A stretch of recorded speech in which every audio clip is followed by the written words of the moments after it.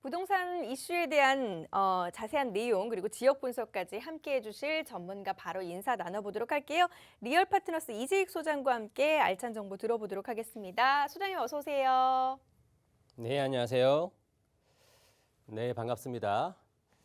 최근 부동산 가장 큰 이슈는 어떤 내용이 있을까요?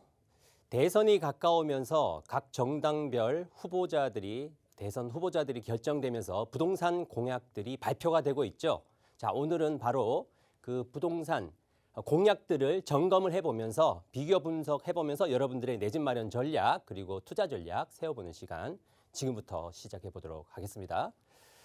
자, 제목 보시면 차기 정부 부동산 정책 비교 분석과 그에 따른 대응 전략이죠. 아마 가장 여러분들이 관심사가 아닌가 생각되는 부분인데요. 자, 먼저 매주간 동향, 한 주간 동향을 짧게 점검해 드리고 있는데요. 이번 주는 한 주간 어떤 일이 있었을까요? 자, 먼저 최근의 이슈 중에 하나는 또 대출 규제가 있었죠. 대출 규제 강화를 했지만 어떻습니까? 오히려 집값이 잡히기는커녕 거래 절벽이 오히려 심화되고 있는 분위기다. 집값은 어떻습니까? 오히려 집값은 꾸준히 전국 아파트 가격이 상승을 하고 있고 또 최근 이슈라고 하면 당연히 대선 결과가 되겠죠. 대선이 한 4개월 앞으로 다가왔는데요. 그 대선 결과에 따른 앞으로의 부동산 시장의 불확실성이 있기 때문에 지금 부동산 시장이 관망세로 접어들었다라고 볼 수가 있겠습니다. 자, 먼저 전국 동향을 살펴보면 지난주와 큰 차이가 없죠. 거의 비슷한데요. 뭐 소폭 조금 조정이 있었을 정도라고 볼 수가 있겠는데요. 뭐 이번 주 한 주도 0.23% 상승세가 계속 이어지고 있고 서울 아파트 가격은 어떻습니까? 0.15%로 지난주와 비슷한 상승세를 여전히 이어지고 있다. 강남 3구는 어떻습니까? 0.22%. 지난주와 한 주와 동일한 상승률을 계속 이어가고 있고요. 경기도 역시 0.29%로 상승폭이 계속 이어지고 있다. 그리고 마지막으로 지방은 어떨까요? 0.20%로 전국적으로 뭐 최근에 새로운 대출 규제가 반영되었지만 오히려 상승세는 꾸준히 이어지면서 요약해 볼 수 있는 내용은 거래 절벽은 더욱 심화되고 있고 전국의 아파트 가격은 상승세는 꾸준히 이어지고 있다. 이렇게 한 주간 동향을 점검해 볼 수가 있겠습니다. 자, 그렇다면 본론으로 한번 들어가 볼까요? 대선 여야 후보별로 부동산 공약을 한번 비교 분석을 해볼 필요가 있는 시점이 왔죠. 각 정당 중에서도 유력 후보를 한번 비교를 해보겠는데요. 먼저 공급 한번 먼저 살펴볼까요? 공급에 대한 부동산 공약을 한번 비교를 해보면 더불어민주당의 이재명 후보의 경우는 어떻습니까? 공급을 확대한다라는 정책을 가지고 있고요. 국민의힘 윤석열은 어떻습니까? 역시 공급 확대를 하고 있다. 각 유력 후보자들 공통점으로 꼽는다라고 하면 공급을 확대한다라는 데는 공통점을 띠고 있다라고 볼 수도 있지만 구체적인 내용을 들여다보면 또 큰 차이점도 발견된다라고 볼 수가 있겠습니다. 자, 먼저 더불어민주당의 이재명 후보의 공급 확대 정책에는 어떤 내용이 담겨 있을까요? 먼저 신규 공급으로 250만 호를 공공부문, 바로 공공부문이라는 부분이 큰 차이점이라고 볼 수가 있겠는데요. 공공부문을 통해서 공급을 한다. 이 내용은 즉 현 정부의 정책 기조를 그대로 유지를 하는 공급 정책이다라는 점이 되겠습니다. 이 중에서도 100만 호의 경우는 기본주택도 중요하고요. 기본주택으로 공급을 활성화시키겠다라는 내용이 되겠고요. 두 번째는 기본주택으로 장기 임대 공공주택 비율을 현 5% 이하에서 10%까지로 상향을 하겠다라고 내용을 담고 있다고 볼 수가 있겠고요. 반면에 국민의힘의 윤석열 후보는 어떨까요? 같은 공급 확대인데도 내용에는 큰 차이를 띠고 있다라고 볼 수가 있겠는데요. 먼저 신규 공급으로 전국에 250만 호 그리고 수도권에는 130만 호를 공급을 한다라고 하지만 차이가 나는 내용은 바로 지금부터죠. 민간 재건축, 재개발 관련 규제를 풀어서 도심부의 주요 지역의 주택 공급을 활성화하겠다. 자, 차이점이 눈에 띄시죠? 바로 이재명 후보의 경우는 공공부문을 통해서 공급을 활성화를 하겠다는 거고 즉 현재 진행되고 있는 현 정부의 공급의 기조다라고 볼 수가 있겠지만 윤석열 후보의 경우는 어떻습니까? 민간 재건축 재개발 관련 규제를 풀어서 공급을 활성화하겠다라는 내용이죠. 이 내용은 즉 현재 서울시의 공급 대책과도 동일하다. 서울시의 오세훈 시장의 공급 대책과도 일맥상통한다라고 볼 수가 있겠습니다. 자, 그리고 무주택 청년을 위한 청년 원가주택 30만 호를 공급하겠다라고 하고요. 그리고 역세권의 첫집주택 20만 호 가구를 공급하겠다. 같은 공급 확대 정책인데도 세부 내용은 이만큼 차이가 있다라고 볼 수가 있겠습니다. 자, 두 번째는 바로 아마 시청자 여러분들이 가장 관심이 가는 부분이 아닌가라고 볼 수가 있겠습니다. 바로 차이점인데요. 부동산 공약의 차이점인데요. 시청자분들께서는 주택을 가지고 있는 분들은 아마 내심 차기 정부에서는 규제들이 좀 완화가 돼서 세금 부담이 좀 낮아지면은 좋겠다라는 생각을 하시는 분들도 있으실 거고, 무주택자분들 같은 경우는 오히려 집값이 조정이 돼서 싼 가격에 내 집 마련을 좀 하고 싶다라는 생각을 하시는 분들도 있으시겠죠. 자, 그런 분들이 아마 참고가 되실 내용이라고 볼 수가 있겠습니다. 자, 먼저 더불어민주당의 이재명 후보의 경우는 규제를 강화를 한다고 하죠. 좀 전에 말씀드렸던 공급던 정책처럼 이재명 후보의 경우는 현 정부의 정책 기조를, 부동산 정책 기조를 계속 이어간다라고 볼 수가 있겠는데, 역시 규제 강화를 선택을 하고 있고요. 반면에 국민의힘 윤석열 후보의 경우는 어떻습니까?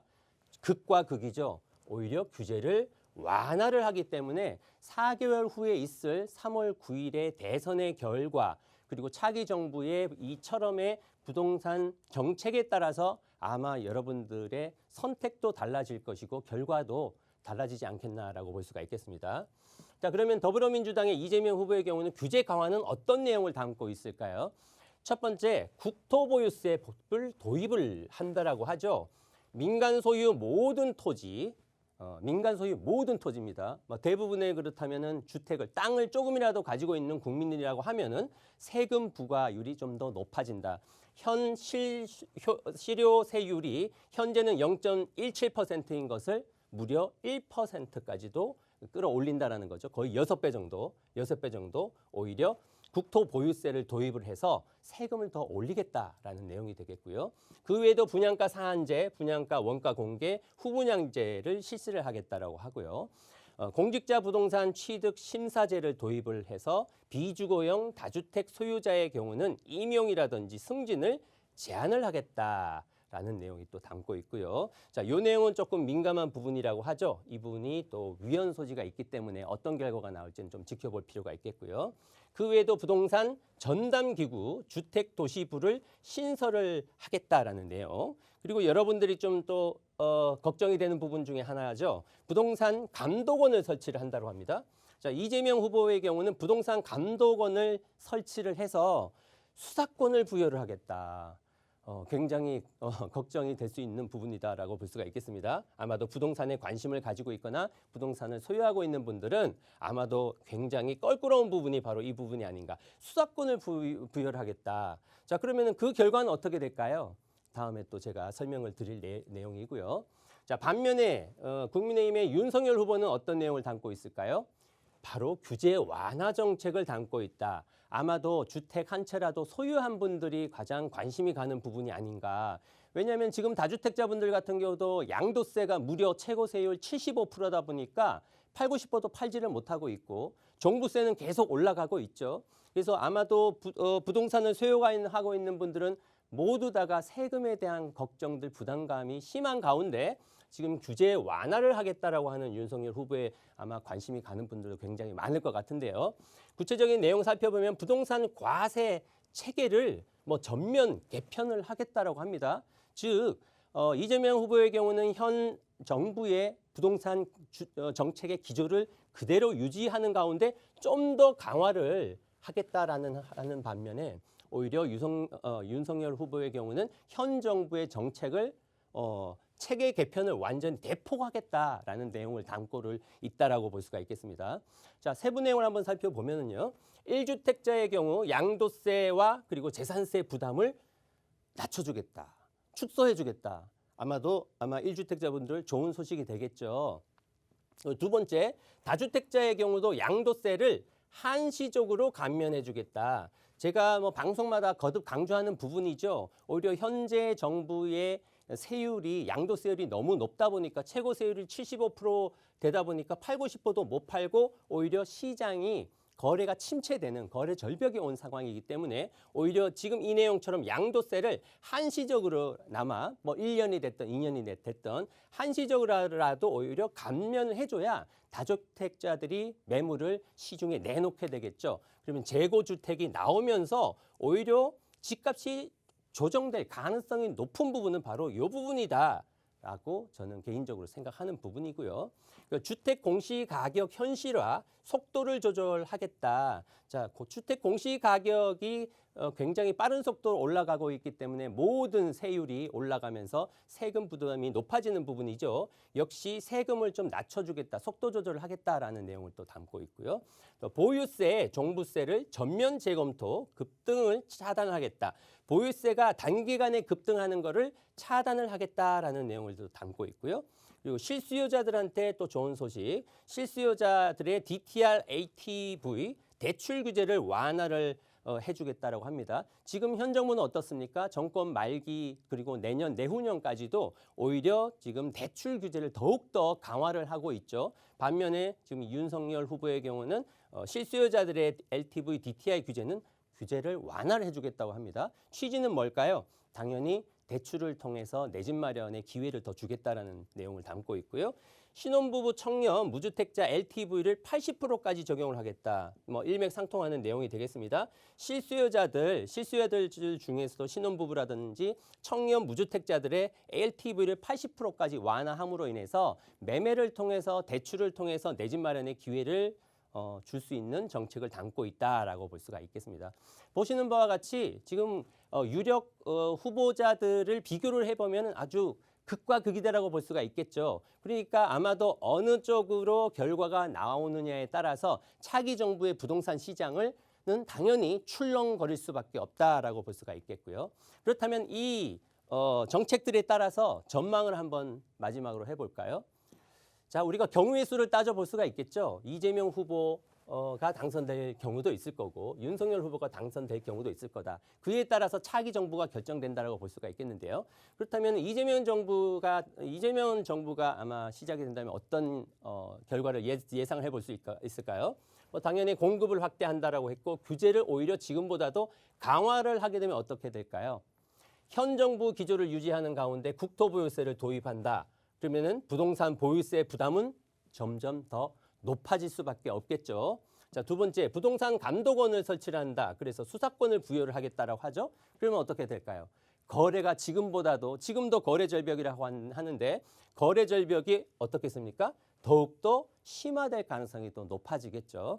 자, 마지막으로 대출 규제 강화 유지. 이번에 뭐 이재명 후보 같은 경우는 대출 규제에 대한 이야기는 빠져 있더라고요. 그 이야기는 현 정부의 정책을 유지를 한다라고 볼 수가 있겠는데 그러면은 무주택 서민들의 내 집 마련 기회는 뭐 점처럼 꾸준히 어렵다라고 볼 수가 있겠고 반면에 윤석열 후보가 당선될 경우를 우리가 또 한번 가정을 해볼 수가 있겠죠. 공급 확대를 하면서 규제를 완화라고 하기 때문에 어떻겠습니까? 1주택자의 양도세와 재산세 부담 축소, 다주택자들의 양도세 한시적으로는 감면, 그리고 공시가 가격 현실화 속도를 조절을 해주고 그리고 보유세 전면 재검토 급등 차단해주고 실수요자나 신혼부부 청년 무주택자들의 대출 규제를 완화를 해서 기회를 줌에 따라서 결론은 어떤 결과가 나올까요? 아마도 거래 활성화는 오히려 이재명 후보보다도 윤석열 후보가 당선됐을 때 부동산 시장의 거래 활성화가 이루어질 가능성이 높겠다라고 점쳐볼 수가 있겠습니다. 자, 그렇다면 여러분들이 이 내용을 참고하셔서 바로 3월 9일, 내년 3월 9일에 아마 차기 정부가 결정이 될 텐데요. 그에 따른 전략과 내 집 마련 전략과 재테크 전략 세우시면 도움이 되실 것 같습니다. 네, 최근 대선 관련한 이슈가 화제인 만큼 대선 이후에 차기 정부에서는 부동산 시장이 어떻게 흘러가게 될지 관련 내용들을 함께 전해드렸습니다.